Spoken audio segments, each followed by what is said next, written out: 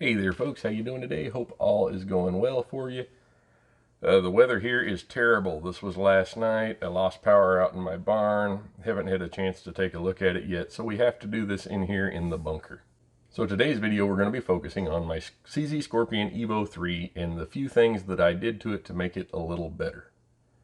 Okay, so for starters, this was the CZ Scorpion as it came from the factory. You'll notice the grotesque grip angle, the cheese grater like forend, and otherwise a stock platform as it arrived from the factory. And again, before we go any further with this, let me show you here that the CZ Scorpion is safe and empty. There's no ammunition in the area here where we're working at. So what was the biggest issue with the grip angle? Well, let me kind of show you.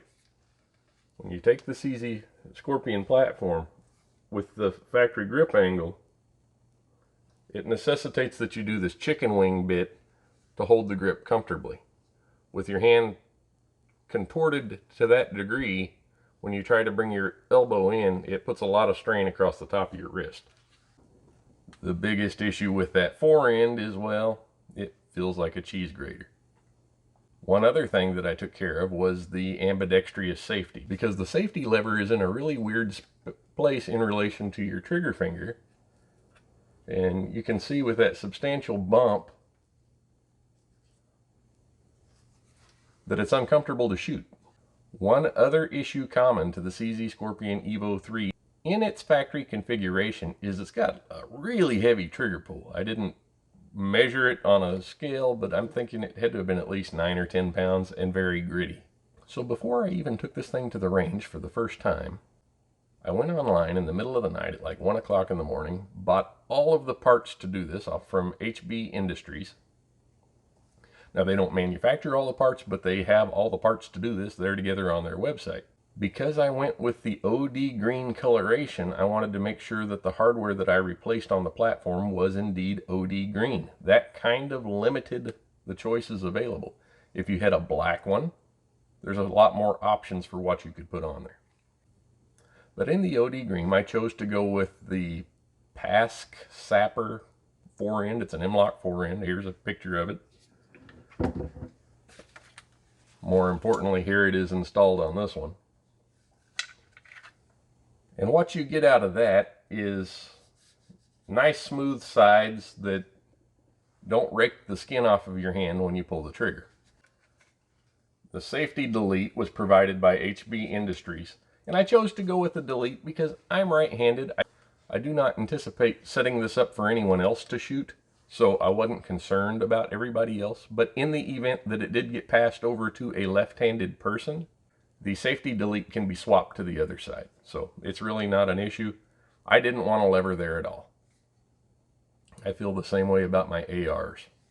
Again, staying true to the OD green platform, I chose to go with the Yeti Works grip because, well, it's one of the few that's available in OD green. It corrects the grip angle, as well as it has this additional palm swell you can put on here. It really does provide for good trigger finger placement and very good control over this platform. To deal with the terrible trigger pull, I went with HB Industries reduced weight trigger spring kit, and I don't know, I'd say it probably reduced it by 40 or 50%, and it's a lot cleaner now. So that was good and easy to do. I'm not going to show the installation of any of these parts on here because YouTube likes to throw these videos down the memory hole when you do that. Just know that if you go to HB Industries website, if you click on the item that you're looking at buying, they have installation videos directly below. So really good customer support there.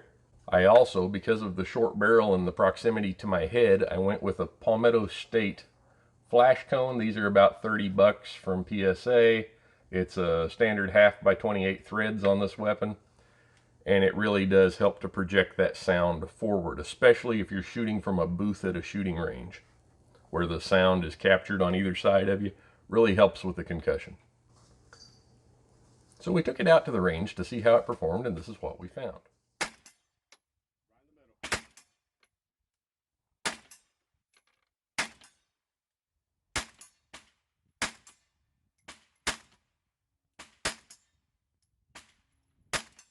Go down, you're missing Listen again.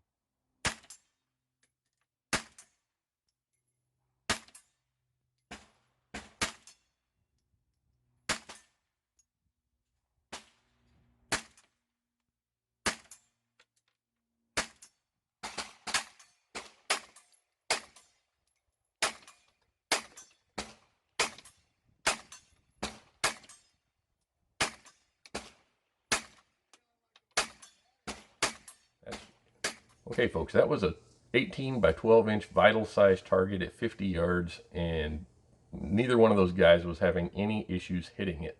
Unfortunately, I didn't get any video of me doing it, so you'll just have to take my word for it that I did okay. After we finished with the 50, we decided to run the plate rack with it a few times, and as you can see here,